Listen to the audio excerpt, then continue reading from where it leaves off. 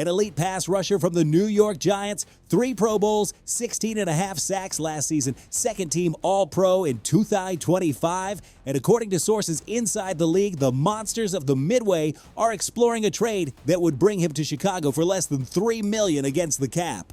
A number that makes no sense, a player that changes everything on the defensive edge. But that is not the only move Poles has on his desk at Halas Hall right now, because Caleb Williams' blindside is still an unanswered question. And Taylor Decker, 10 years as a starter in Detroit, Pro Bowl in 2024, a man Ben Johnson knows better than anyone, is still available. And just when you think you understand the plan, Caleb Williams and his Caleb Cares Foundation just did something off the field this week that will remind you exactly why this city needed him on and off the field. Everything is in this video. If you trust what is being built in the Navy and Orange, join the real Bear Nation by hitting that like and subscribing. Bear down. Because what I'm about to tell you sounds too good to be true, but the numbers are right there and they are completely real. Brian Burns, 28 years old, 3 Pro Bowls, second-team All-Pro in 2025. 16.5 sacks last season, and after June 1st, he would count exactly $2.8 million against the Bears cap in a trade. $2.8 million for one of the best pass rushers on the planet.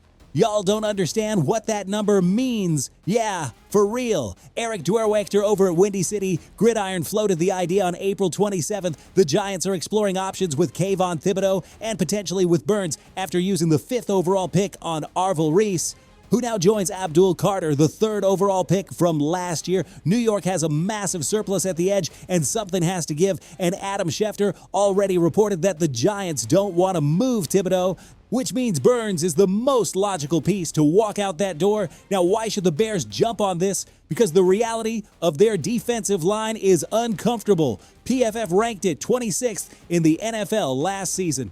26th. This team won the NFC North with a defensive line sitting in the bottom third of league-wide PFF rankings. That shouldn't give anybody in Halas Hall comfort. That should terrify them. Montez Sweat led the team with 10 sacks. Austin Booker, who has real breakout potential, finished 3rd on the team with 4.5 sacks while missing 7 games. Dayo Odeyingbo remains a massive question mark. And the depth behind them is, let's be honest, thin. Chicago finished the 2025 season with just 35 sacks and 126 total pressures. That is not Super Bowl level production. That's a number that gets you a strong regular season and then a wall in January when you're facing a quarterback who has all day in the pocket. Now picture the face of an offensive coordinator who has to pick which one to account for. Sweat on one side or Burns on the other. That's what you call an impossible choice. That's what generates free sacks, clean pressures, strip sacks, and fumbles. That's what turns a 26th ranked defense into something that genuinely scares people. Burns, as the Windy City Gridiron piece correctly points out, has spent his career as a stand-up edge in 3-4 schemes. He fits perfectly into what Dennis Allen wants to build, and he's not just a stand-up rusher. Bro, he can also get his hand in the dirt when the situation calls for it. That is real tactical versatility. The man is 28 years old. He's never missed more than 1 game in any of his 7 seasons in the league. That's not luck. That's elite body discipline, and in a league where quality pass rushers go down constantly, that durability has a value that doesn't show up in any box score. The Bears have just under $11 million in available cap space, according to Over the Cap. A post-June first trade with Burns counting just $2.8 million against the cap that year is absolutely executable. They could then restructure his $141 million contract to make it more team-friendly going forward. Look, I could be wrong on this, and I get that Poles has to figure out what draft assets he'd have to move. That's the part we don't know yet. The Giants aren't giving up Burns for nothing. But if that conversation involves 2nd or 3rd round picks, Chicago should pick up that phone without thinking twice. It would be, as Duerwachter put it, a dereliction of duty from Ryan Poles if he doesn't even call Giants GM Joe Schoen to ask what it takes. Caleb Williams' window is open right now, not 3 years from now, not when next year's free agent class has better options right now, and the only way to maximize that window is to surround that quarterback with defenders who can close out games in the 4th quarter. Burns closes out games. He's proven it repeatedly. Poles make the call. And speaking of patching together the right pieces so Caleb Williams can do his thing, because if the edge problem is urgent, the left tackle problem is actually more complicated for one specific reason. It's not just about talent, it's about timing, contracts, risk management, and betting on the present without sacrificing the future. Here's the full picture. Ozzy Trapilo was the starter at left tackle, a second-round rookie who earned that starting job during the regular season and was doing it well. Then, in the first playoff game, his knee went. Patellar tendon, the kind of injury that keeps you off the field for a minimum 6 to 9 months. Then Drew Dalman, the Pro Bowl center who was the centerpiece of the entire offensive line, decided to retire. 1 year into a 3-season deal in the prime of his career. Nobody saw it coming, and just like that, the best offensive line the Bears had assembled in decades has 2 massive holes at critical positions. The draft didn't give them a clear answer at left tackle. Their first-round position didn't allow them to land one of the elite tackles in this class, and the free agent market didn't have options that screamed long-term solution either. That's where Taylor Decker comes in. 10 years as a starter with the Lions. Pro Bowl in 2024. Ben Johnson knows him inside and out because they worked together for years in Detroit. Tyler Sullivan at CBS Sports flat out called him the best fit available in free agency for the Bears. And it makes sense on paper. The guy knows the system, understands the blocking philosophy Johnson wants in his run-heavy attack, and he has experience protecting blindsides in high-level offenses. But here's the real dilemma. Spot rack projects. Decker's going to want something close to $42.65 million over 2 years.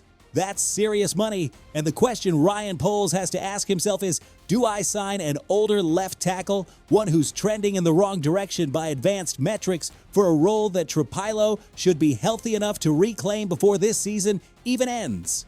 Because Trapilo is under contract through 2028, he's a second-round pick who already proved he can play at a starting level. Signing Decker doesn't replace him. It creates a roster and cap headache down the road.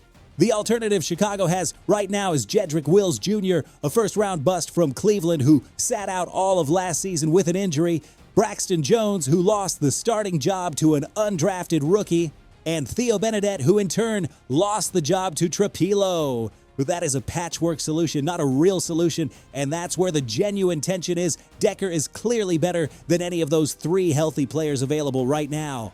But he costs more, he's declining by the advanced numbers, and the team has a better player working his way back. My read, Chicago should at least have that conversation. If Decker accepts a 1-year deal somewhere in the 10 to 12 million range that essentially puts him in competition with Wills while Trapilo recovers, that makes sense. If he demands 2 fully guaranteed years, Poles probably has to bet on the internal group and hope that Wills finally justifies why someone spent a first-round pick on him.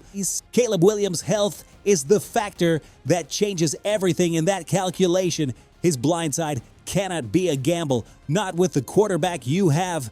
And look, before we close, I had to talk about this because it's one of those moments that reminds you exactly why it's so special to have this guy as your franchise quarterback.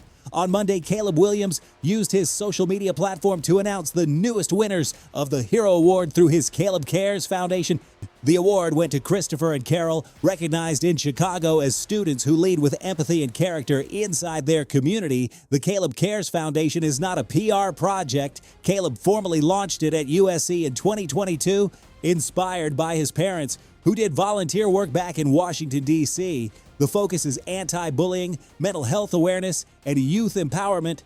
And the Hero Award, which monthly recognizes students who demonstrate exceptional character, doesn't reward the fastest or the strongest. It rewards whoever leads with kindness. 24 years old, franchise quarterback, number 1 overall pick, and he's using his platform to speak directly to students in Chicago about the kind of person he wants them to become. Man, that is the kind of QB this city needed, because Chicago didn't just need someone who could manage a pocket and read coverages on third down. It needed someone who understood the weight of what it means to be the face of Da Bears. Someone who makes bear down mean something beyond football. Caleb Williams is doing that on the field and off it. This team is in a moment no Bears fan has lived through in decades. We won the division. We won in the playoffs. We were one overtime score away from a conference championship game. And right now, we are one move, one trade, one free agent signing away from turning this roster into something that makes real noise come January. Burns on the edge, the right answer at left tackle, and a quarterback who's already winning inside the building and out in the community. Fam, tell me down below, do you move draft assets for Brian Burns? Or do you sign Cameron Jordan and Joey Bosa in free agency and keep those picks? I want to read every single take. If this video fired you up as much as it fired me up, that like before you leave is all I need. And if you're not subscribed yet, man, what are you waiting for? Bear down. See you tomorrow.